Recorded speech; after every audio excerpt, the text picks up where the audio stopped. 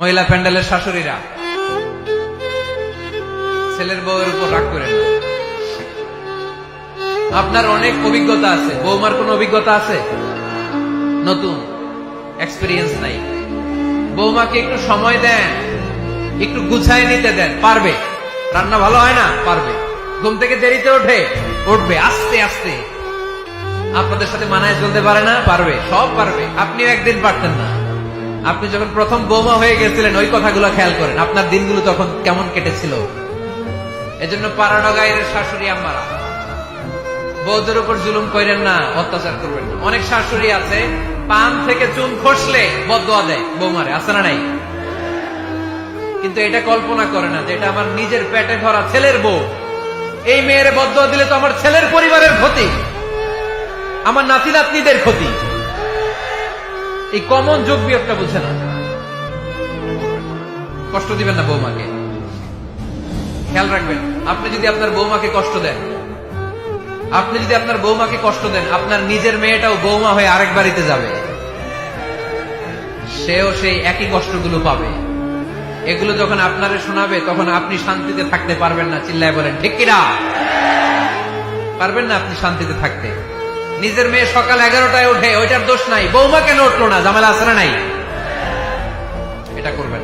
এবার বৌমারা, এই যুগের মেয়েরা, পাড়াডগারের বৌমারা যারা আছেন, বউ, আহা, খবরদার শাশুড়ির সাথে বেয়াদবি করেন না, বেয়াদবি করবেন। শাশুড়ি আপনার মায়ের মতো। কিসের মতো? আপনি আপনার বাড়ি ছেড়ে নতুন বাড়িতে আসছেন, এটাই আপনার বাড়ি। বৌমারা খেয়াল করে শোনেন, আপনার মা ছেড়ে আপনি আসছেন, এই মহিলাই আপনার মা। বাবা ছেড়ে দিয়ে আসছেন, এই শ্বশুরই আপনার বাবা। আজকে আপনার শাশুড়ির সাথে আপনি যা যা করবেন, আপনার শেষ বয়সে আপনার নিজের ছেলেটারে যখন বিয়ে দিবেন, আপনার ছেলের বৌমাও আপনার সাথে তা তাই করবে। টিট ফর ট্যাট, ইট্টি মারলে পাটকেনটি খেতে হয়, ঠিক কিনা? আজকে আপনার শাশুড়ি আম্মার সাথে যে আচরণ করবেন, আপনি যখন বয়স্ক হবেন, আপনার ছেলের বউ এসে আপনার সাথে ওই আচরণই করবে। জমা থাকবে ওইটা, কারণ প্রকৃতির একটা মাইর আছে, ওইটা আসল মাইর। The nature has its own return. প্রকৃতির খেলা বড় খেলা। একদিন আপনার বউমা ওইটা আপনারে ফেরত দিবে, সুদে আসলে, ঠিক কিনা? এজন্য খবরদার, খবরদার। শাশুড়ির দোয়া নেন, পাশে আম্মা নাই, এটা আপনার আম্মা। বৌমারা, কি করে আপনারা শাশুড়িদের মন জয় করবেন, আমি খুব সহজে আপনাদেরকে শিখাই দিচ্ছি। আপনারা খেয়াল করে শুনেন। শাশুড়িরা আসলে বেশি কিছু চায় না। আগের কালের নারী তো একটু আনুগত্য চায়, একটু আম্মা আম্মা শুনতে চায়। কি শুনতে চায়? আম্মা আম্মা। অল্প কয়েকটা কাজ করার মধ্য দিয়ে আপনি আপনার শাশুড়ির মন জয় করতে পারেন। কি করবেন? শাশুড়ির মাথার চুল আঁচড়ে দিবেন। কি করবেন? আহা, এগুলো এখন নাই। ওই চুল আশ্রয় দিব, তোমার বউরে বলো চুল আশ্রয় দিতে। তো বৌমারা, আপনারা শাশুড়ি আম্মার মাথার চুল আঁচড়ে দিবেন, মাথার চুলে তেল দিয়ে দিবেন, দেখবেন খুশি হয়ে যাবে, খুশি হয়ে যাবে।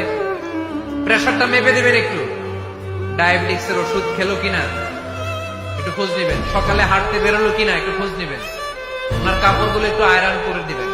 কি খেতে পছন্দ করে মাঝে মধ্যে একটু রান্না করবেন। বাইরে গেলেই আম্মাকে জিজ্ঞেস করুন, আম্মা আপনার কিছু লাগবে কিনা, এগুলো খুব পছন্দ করে। আর বয়স্ক নারীরা, ওনারা ওয়াজ মাহফিল বা ইউটিউবে বক্তাদের আলোচনা শুনতে খুব পছন্দ করে, ঠিক কিনা? আপনার শাশুড়ি যেই বক্তার আলোচনা ভালো, যে বক্তাদের আলোচনা শুনতে পছন্দ করে, ডাউনলোড করে দিয়ে এই ওয়াজ শোনায় ব্যস্ত রাইখা দেন, আপনি আপনার মতো সময় কাটান, ঠিক কিনা? সহজ সহজ। আরেকটা টিপস, শাশুড়ি আম্মারা নবীদের কাহিনী শুনতে খুব পছন্দ করে, বয়স্ক নারীরা, ঠিক কিনা? নবীদের কাহিনী সম্বলিত বই কিনে দিন, মাঝে মাঝে নিজে এগুলো পড়ে শোনান, নিজেই পড়ে শোনান। মাঝে মাঝে অতীতের কথা জিজ্ঞেস করুন। বয়স্ক নারীরা অতীতের স্মৃতি হাতড়াতে খুব পছন্দ করে। মাথার চুল আঁচড়াতে আঁচড়াতে আপনার শাশুড়িকে জিজ্ঞেস করুন, আম্মা মুক্তিযুদ্ধের সময় আপনার বয়স কত ছিল বলেন তো? মুক্তিযুদ্ধের সময় আপনার এলাকায় কি হয়েছিল, ঘটনাগুলো শোনান। ঘটনা বলতে শাশুড়িরা খুব পছন্দ করে, আছে না নাই? দেখবেন বয়স্ক নারীরা, পুরুষরা অতীতকালের গল্প বলতে পছন্দ করে। একবার জিজ্ঞেস করবেন, আম্মা বিয়ের সময় আপনার বয়স কত ছিল? বিয়ের সময় আপনি দেখতে কেমন ছিলেন, বিয়ার কথা যখন কইবেন দেখবেন ওই দিন বুড়ি মাগার জোয়ান হয়ে গেছে গা, ঠিক কিনা? শাশুড়ি আম্মারা এগুলো খুব পছন্দ করে, স্মৃতি হাতরাতে। তখন বলবে যে মা, বিয়ের সময় আমার বয়স ছিল মাত্র 12, তোমাদের তো এই সময় দেরি করে বিয়ে হয়, আমাদের বিয়ে হতো অনেক আগে, আমার মাথায় অনেক চুল ছিল, এখন আর নাই, আমি আমার গ্রামে সবচেয়ে সুন্দরী মেয়ে ছিলাম। এগুলো শোনাবে আপনারা। এইভাবে নানাভাবে আপনি চাইলেই আপনার শাশুড়ি আম্মার মন জয় করতে পারেন। এভাবে আস্তে আস্তে যদি আপনার শাশুড়ি আম্মার হৃদয়ে আপনি জায়গা করে নিতে পারেন, দেখবেন আপনার শাশুড়ি আপনার ছাড়া কিছুই বোঝে না। আওয়াজ করে বলতে হবে ঠিক কিনা? তাহলে 9 নাম্বার যে টিপসটা বললাম, সবাই সবাইকে রেসপেক্ট করব, কেউ কারো দোষ খুঁজবো না, শাশুড়ি বৌমাকে নিজের মেয়ের মতো ভাববো, বৌমারা শাশুড়িকে নিজের মায়ের মতো ভাববে, ঠিক কিনা?